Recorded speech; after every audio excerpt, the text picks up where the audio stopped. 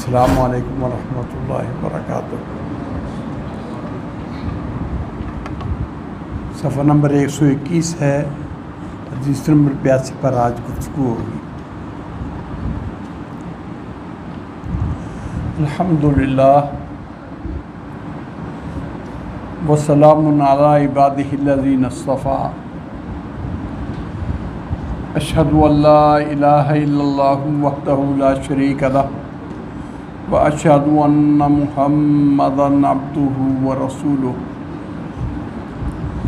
اللہم صلی علی محمد وعلی آل محمد کما صلیت علی ابراہیم وعلی آل ابراہیم انک حمید مجید۔ اللہم بارک علی محمد وعلی آل محمد کما بارکت علی ابراہیم وعلی آل ابراہیم انک حمید مجید۔ آج ہمارا موضوع ہے گفتگو کا انداز اور طریقہ۔ باہمی طور پر اکٹھے رہتے ہوئے ایک دوسرے سے بات کرنے کی نوبت آتی ہے۔ ایک آدمی اپنا معافی ضمیر وہ دوسرے کے سامنے بیان کرتا ہے، دوسرا اپنا نظریہ اس کے سامنے رکھتا ہے۔ اس گفتگو کا مقصد یہ ہوتا ہے اپنا موقف دوسرے کو سمجھا دینا۔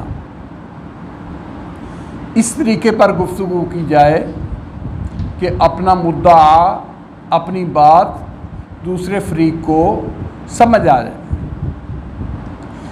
اتنی جلدی میں اتنی حضوری بات کہ اگلے کو یہ بات سمجھ نہ آ سکے تو کلام کا یا گفتگو کا جو مقصد ہے وہ فوت ہو جاتا ہے۔ نبی اکرم صلی اللہ علیہ وسلم، ان کا اسوہ مبارک اس بارے میں بہت خوبصورت ہے۔ آپ گفتگو فرماتے اس طرح فرماتے کہ سننے والے کے ذہن میں نقش ہو جاتی، اور اتنے دھیمے اور ٹھہراؤ پن سے بات کرتے کہ اگر آپ کے کلمات کو کوئی گننا چاہتا تو گن لیتا۔ اہم بات، ضرورت کی بات، اگر کوئی نئی بات ہوتی تو آپ ایسے تکرار سے یہ کرتے کہ سننے والے کو اس کے سمجھنے میں غلطی نہ لگے، وہ سمجھ لے۔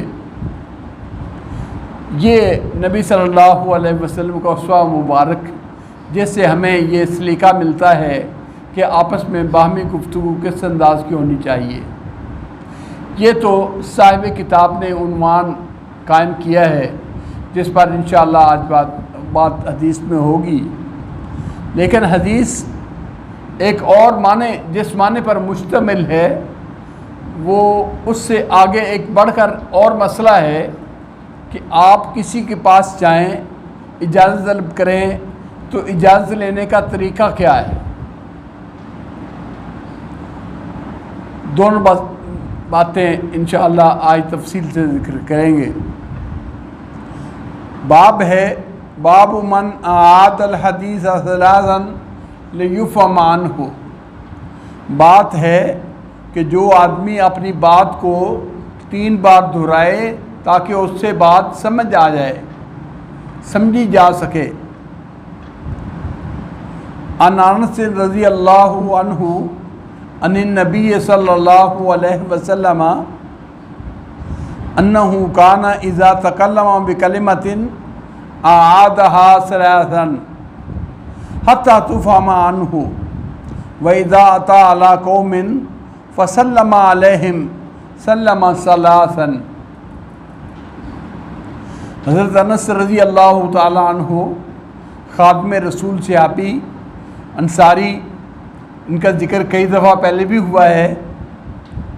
وہ اللہ کے نبی صلی اللہ علیہ وسلم سے بیان کرتے ہیں کہ آپ صلی اللہ علیہ وسلم جب کوئی کلمہ ادا کرتے، جب کوئی بات کہتے आदहा सलाहन, उस बात को आप 3 बार दोहराते थे, लयुफ़हमा अन्हु, ताकि आपसे बात अच्छी तरह समझ ली जाए। व इज़ा अता अला कौमिन, और जब आप किसी कौम कबीले के पास आते, फसल्लमा अलैहिम सलाहन, फसल्लमा सलाहन, तो आप उन पर जब सलाम करते 3 बार सलाम करते। आपकी गुफ्तगू के बारे में कि जब आप बात करते तो बात को बसा औक़ात तकरार से दोहरा देते। इसका ये मानना नहीं है कि हर बात करते हुए जो भी बात हो वो 3 बार की जाए। मसलन एक आदमी को कहे पानी पिलाओ, पानी पिलाओ, पानी पिलाओ, ये खिलाफ अक़ल है, माकूल नहीं। बात ये है, ऐसी चीज़ जो दीन के अहकाम जो पहले से मुतारफ़ ना हो, ऐसे बात को दोहराते हुए आप सल्लल्लाहु अलैहि वसल्लम बात को बसा औक़ात एक बार पर इक्तिफ़ा नहीं करते थे। हमने पीछे हदीस पढ़ी है ताकि मफ़हूम समझ आ जाए। वो ये है कि आप सल्लल्लाहु अलैहि वसल्लम एक सफ़र में थे, सहाबा जल्दी आए, असर की नमाज का वक्त बहुत कम रह गया था, जल्दी से वज़ू किया और वज़ू करने में ध्यान और तवज्जो पूरा ना रखा, जिसकी वजह से बाद सहाबा के पाँव एड़ियाँ खुश्क थीं। आप सल्लल्लाहु अलैहि वसल्लम आए, आपने तंबीह फरमाई और हुक्म दिया अस्बिगुल वज़ुआ, वज़ू मुकम्मल किया करो, अच्छी तरह किया करो, और फरमाया वैलुन लिल अक़ाबि मिनन नार, वो एड़ियाँ जो वज़ू के दरमियान खुश्क रहीं उनके लिए जहन्नम के अज़ाब की वईद है। आदहा सलाहन, आपने ये ऐलान वैलुन लिल अक़ाबि मिनन नार, ये जुमला 3 बार दोहराया। बात ऐसी थी जो तंबीह करने की थी, तो ये वैलुन लिल अक़ाबि मिनन नार, वैलुन लिल अक़ाबि मिनन नार, आप सल्लल्लाहु अलैहि वसल्लम ने इस तकरार से कहा कि सहाबा को ये जिसमें कुताही की थी उसमें दोबारा कुताही ना करें और बात अच्छी तरह समझ लें। ऐसे ही कई मौके पर आप सल्लल्लाहु अलैहि वसल्लम ने बात का इआदा किया है। मसलन आपसे एक आदमी आया और मसला पूछा, या रसूलल्लाह सल्लल्लाहु अलैहि वसल्लम, अकबरुल कबाइर, बड़े गुनाह कौन से हैं, सबसे बड़े गुनाह कौन से हैं? आप सल्लल्लाहु अलैहि वसल्लम ने गिना, अल्लाह के साथ शिरक करना, ये वालिदैन की नाफरमानी करना, ये इस तरह आपने गुनाह बयान फरमाए। और एक बात आपने कही, शहादत, झूठी गवाही देना, ये झूठी बात करना, झूठी गवाही देना या झूठी बात करना, ये भी कबीरा गुनाहों में से है। आप सल्लल्लाहु अलैहि वसल्लम ने अला व कौल ज़ूर, अला व शहादत ज़ूर, अला व कौल ज़ूर, अला व शहादत ज़ूर, ये कलमा आपने तकरार से लुटाया ताकि ये बात समझ आ जाए कि लोग जिसकी अहमियत नहीं जानते, आम गुफ्तगू में झूठ बोलते हैं, खिलाफ वाक़े बात करते हैं और ये गुनाह मामूली समझते हैं। हालांकि ये मामूली नहीं है, ये गुनाह मामूली नहीं है। इसकी कबाहत और शनाअत को वाज़े करने के लिए और लोगों को ये बात समझाने के लिए कि ये बड़ा कबीह और कबीरा जुर्म है, आप सल्लल्लाहु अलैहि वसल्लम ने आदहा सलासन 3 बार कलमा ये दोहराया और तकरार किया इस कलमे का, ताकि सुनने वाले को इस बारे में शक न हो और अमली ज़िंदगी के बारे में गफलत ना बरतें, आइंदा इस्लाह कर लें। जिससे पता चला है इन 2 मिसालों से, ऐसे और भी मिसालें हैं कि आप सल्लल्लाहु अलैहि वसल्लम कोई अहमियत वाला मसला जो दूसरे मुखातिब को समझाने वाला मसला होता, जिसके बारे में उसके अंदर गफलत पाई जाती थी, उस बात को समझाने के लिए बात अच्छी तरह ठहराव से, रुक के और बसा औक़ात तकरार से आप ये करते ताकि सुनने वाले को बात आपसे समझ आ जाए। क्योंकि आप सल्लल्लाहु अलैहि वसल्लम की बात وہ دینی رہنمائی ہے. اگر اس کے سننے میں غلطی ہو گئی تو عمل نتیجے میں غلط ہوگا. جو مسئلہ سنا ہے وہ مسئلہ ایسا نہیں ہے کہ کوئی عام بات ہو، بلکہ وہ مسئلہ دین کا ہے اور ہماری دنیا اور آخرت کی فلاح کا ہے، کامیابی کا ہے. اگر اس میں سمجھتے ہوئے غلطی لگ گئی تو اللہ معاف فرمائے، اس کا عمل صحیح نہیں ہوگا. اس لیے آپ صلی اللہ علیہ وسلم حتی الامکان جو بات دین کی ایسی ہوتی وہ پوری توجہ اور آپ تکرار سے بسا اوقات سمجھا دیتے تاکہ آپ سے بات اچھی طرح سمجھ آ جائے. ایک بات. دوسری بات، اذا اتی علی قوم سلم علیہم سلم صلاحا، جب آپ کی قوم کے پاس آتے تو آپ ان کو سلام کرتے تو سلام 3 بار. ایسا ثابت نہیں ہے کہ آپ صلی اللہ علیہ وسلم کسی مجمع میں آئے ہوں تو آپ نے کہا السلام علیکم السلام علیکم السلام علیکم. یہ تکرار سے آپ یہ اس طرح سلام کرنا ثابت نہیں ہے اور یہ معقول بھی نہیں ہے. یہ معقول بھی نہیں ہے. حاشیے میں صاحب کتاب نے ایک بات کی طرف اشارہ کیا ہے، ہم اس کو بھی مد نظر رکھتے ہوئے ذکر کرتے ہیں کہ یہ ہے کہ جس طرح آئے کسی عام جگہ پر تو عمومی طور پہ اجازت کا سلام السلام علیکم، اور جب قریب آ گئے ان کے ساتھ مل کے بیٹھے پھر السلام علیکم، اور الوداع ہونے لگے تو اس وقت السلام علیکم. یعنی السلام علیکم کی تکرار کا یہ مطلب نہیں کہ آپ ایک کلمے کو اسی طرح بار بار دہرائے جاتے، بلکہ جن کے حق میں آپ دعا کرتے دعا آپ تکرار سے کرتے. ایک عمومی طور پر اجازت لیتے ہوئے ان کے پاس آنے کے لیے، اور دوسرا ان کے قریب آ کر ان میں مل جل کے بیٹھ کے سلام کہتے، اور جب ان سے الوداع ہوتے تو پھر ان کو سلام کی دعا دیتے، سلامتی کی دعا دیتے. ٹھیک ہے، یہ اپنی جگہ پر مفہوم صحیح ہے. لیکن ایک اور بات، اور وہ ہے کسی کے پاس اجازت لینا، اس کے بغیر نہ آنا. کسی کی اپنی خاص مجلس ہو، مثلا مسجد ہے سب کی عام ہے، یہاں تو ہر آدمی آئے تو اجازت لینے کی ضرورت نہیں، آئے اور مجلس میں آ جائے. لیکن اگر کسی کا گھر ہے، کسی کا اپنا خاص مقام ہے، اگر آپ وہاں گئے ہیں تو آپ ایک تو اجازت کے بغیر جا نہیں سکتے. اسلام نے حکم دیا ہے چار دیواری کی حفاظت، 4 دیواری کا احترام، کہ آپ اس کے پاس جا رہے ہیں تو اجازت لے کے جائیں. ایک بات، اجازت لینے کا طریقہ کیا ہے؟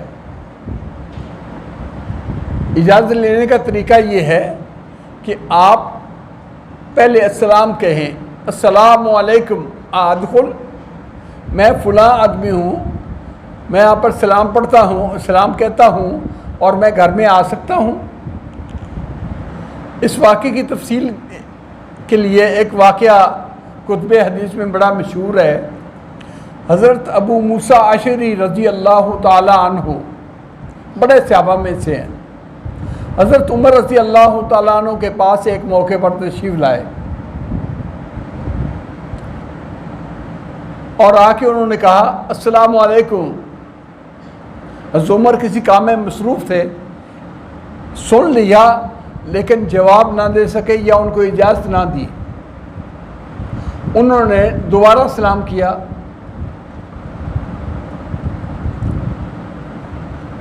نہ جواب ملا. دوبارہ 3 بار، تیسری مرتبہ انہوں نے سلام کہہ کے اجازت لی، جواب نہیں ملا تو پلٹ گئے، واپس چلے گئے.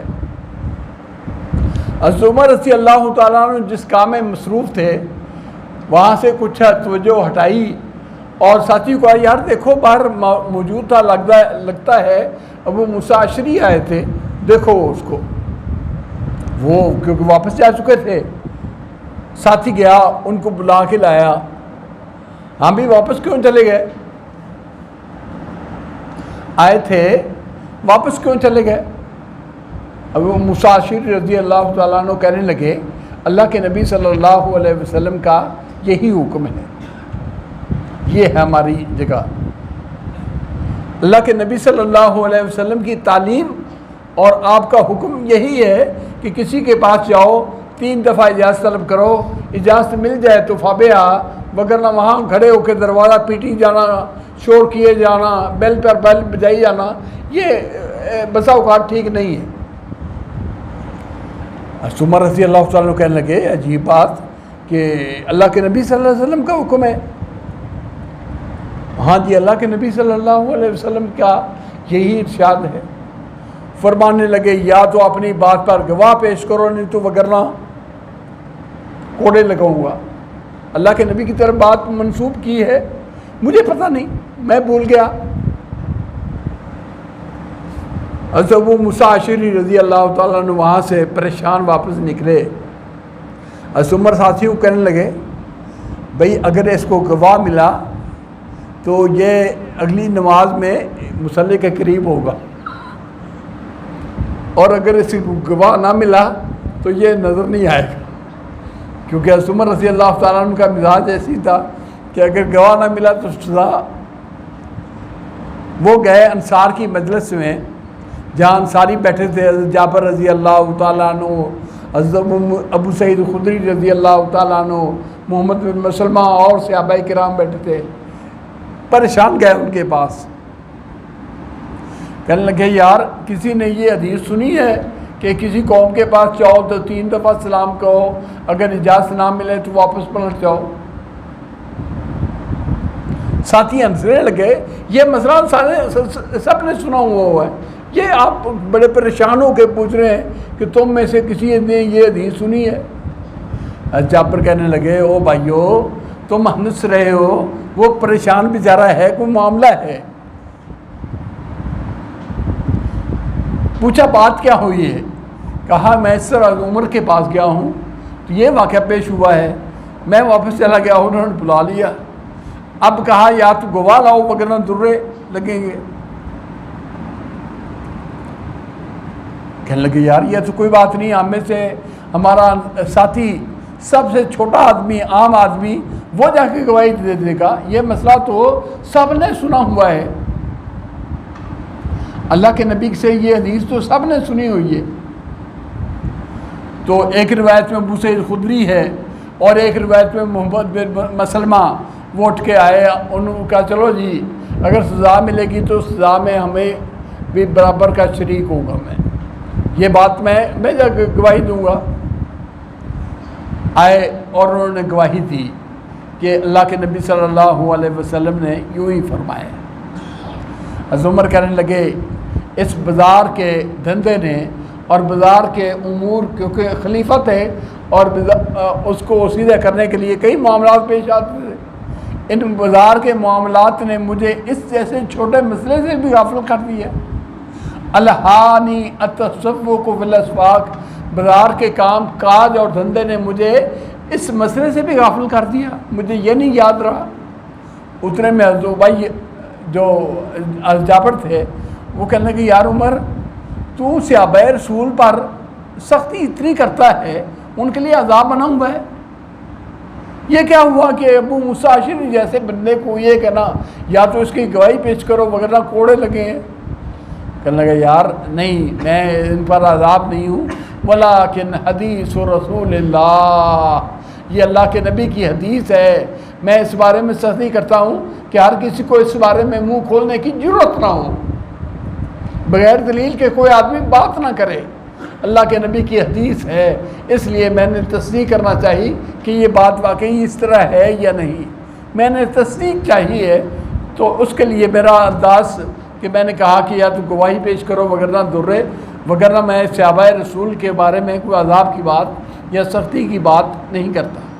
یہ مسئلہ ایک تو کہ اپنی جگہ پر اجازت لینے کا طریقہ وہ سمجھ آیا، اور ساتھ ہی یہ بات کہ جو 3 بار سلام کہنا ہے، بسا اوقات اس کا مطلب یہ ہے کہ اگر گھر والا متوجہ نہیں ہوا تو 3 بار تک آپ متوجہ کرنے کے لیے اس سے اجازت طلب کریں کہ آپ مجھے گھر میں آنے کی اجازت ہے، آپ کے پاس آنے کی اجازت ہے؟ اگر وہ اجازت نہیں دیتا اور خاموشی ہے تو پھر تکرار نہ کرو، واپس چلے جاؤ۔ ہماری عادت یہ ہے کہ بسا اوقات ایک دفعہ سلام کہنے کے بعد پھر یا ایک دفعہ بیل بجانے کے بعد گھنٹی سے ہاتھ نہیں اٹھاتے، خواہ گھر میں کسی کا آرام تج ہو جائے، خواہ کسی کو تکلیف پہنچے، یا کسی کا کوئی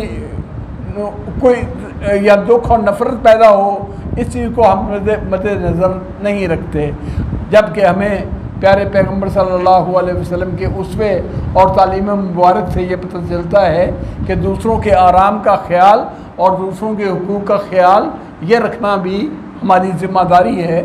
جس طرح میں اپنے کام کے لیے کسی کے پاس جانا اپنا حق سمجھتا ہوں، تو اگلے آدمی کا بھی حق ہے کہ مجھے اجازت دے یا نہ دے، یا ٹھہر کر اجازت دے دے بھی ابھی میں بات کر رہا ہوں، ٹھہر کے آنا میں بات سن لوں گا، تو اس کو بھی یہ حق شریعت نے دیا ہے، اس کا تقدس اور اس کا احترام مد نظر رکھا ہے۔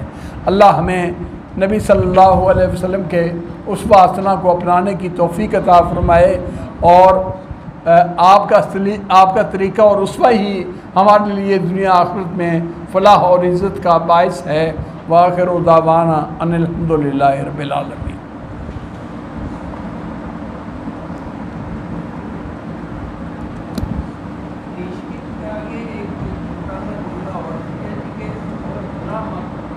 وہ یہ قرآن پاک میں کہا ہے کہ اذا قیل لکم ارجعوا فارجعوا، جب تمہیں کہا جائے واپس چلے جاؤ تو واپس چلے جاؤ۔ ہوا ازکا لکم واطہر، یہ تمہارے لیے بہت اچھا ہے۔ ہو سکتا ہے وہ ایسی کیفیت میں ہو ذہنی طور پر کہ وہ جس طرح ہماری کیفیت ہوتی ہے، ہر آدمی کی ہوتی ہے، کہ اگر اس وقت گفتگو کی جائے تو اچھی نہ ہو، اس کا جواب یا اس کا لہجہ مناسب نہ رہے، انسان ہے اور وہ واقعات سے متاثر ہونا فطرت ہے، انسان کی فطرت ہے۔ تو قرآن پاک نے کہا ہے وَإِذَا قِيلَ لَكُمُ ارْجِعُوا فَارْجِعُوا، اگر تمہیں کہہ دیا جائے، گھر والا کہہ دے کہ واپس چلے جاؤ، اجازت نہیں ہے تو واپس چلے جاؤ، اور اس کو برا نہ مانو کہ ہمیں کیوں نہیں اجازت دی گئی۔ بھئی جس طرح آپ کا آتے ہوئے یہ حق ہے، گھر والے کا بھی حق ہے، اور ان حقوق کے درمیان توازن رکھنا چاہیے، ان کے درمیان ایک بیلنس ہونا چاہیے، یہ نہیں کہ یک طرفہ اپنے حق کو مقدم رکھے اور دوسرے کے حقوق کو بالکل نظر انداز کر دے۔ یا رب لک الحمد کما ینبغی لجلال وجہک وعظیم سلطانک، اللہم صلی علی محمد وعلی آل محمد کما صلیت علی ابراہیم وعلی آل ابراہیم انک حمید مجید، اللہم بارک علی محمد وعلی آل محمد کما بارکت علی ابراہیم وعلی آل ابراہیم انک حمید مجید۔ ربنا آتنا فی الدنیا حسنۃ وفی الآخرۃ حسنۃ وقنا عذاب النار۔ ربنا ظلمنا انفسنا وان لم تغفر لنا وترحمنا لنکونن من الخاسرین۔ اللہم رحمتک نرجو فلا تکلنا الی انفسنا طرفۃ عین واصلح لنا شرنا کلہ لا الہ الا انت۔ ہمارے بھائی رشید صاحب کو پتہ چلا ہے کہ ان کا ہرنیوں کا آپریشن ہوا ہے کل، آپ سے دعا کی درخواست ہے، اللہ ان کو جلد صحت دے، اور جس طرح محبت سے پہلے وہ مسجد میں آیا کرتے تھے اور درس میں حاضر ہوتے تھے، اللہ پاک ان کو توفیق دے اور اسی طرح کی مجلس کی زینت بنے۔ اللہم اشف مرضانا و مرضی المسلمین، اللہم اشف مرضانا و مرضی المسلمین، اذھب الباس رب الناس واشف انت الشافی لا شفاء الا شفاؤک شفاء لا یغادر سقما۔ اللہم اشف عبدک یحضر الصلاۃ وینکع لک عدوا، اللہم اشف عبدک شفاء کاملا عاجلا، اللہم اشفہ شفاء کاملا عاجلا عاجلا، یا حی یا قیوم برحمتک استغیث۔ ربنا آتنا فی الدنیا حسنہ وفی الآخرۃ حسنۃ وقنا عذاب النار۔ ربنا تقبل منا انک انت السمیع العلیم وتب علینا انک انت التواب الرحیم، وصلی اللہ تعالی علی خیر خلقہ محمد آلہ و صحابہ و اہل بیتہ و ذریتہ اجمعین آمین برحمتک یا رحمن۔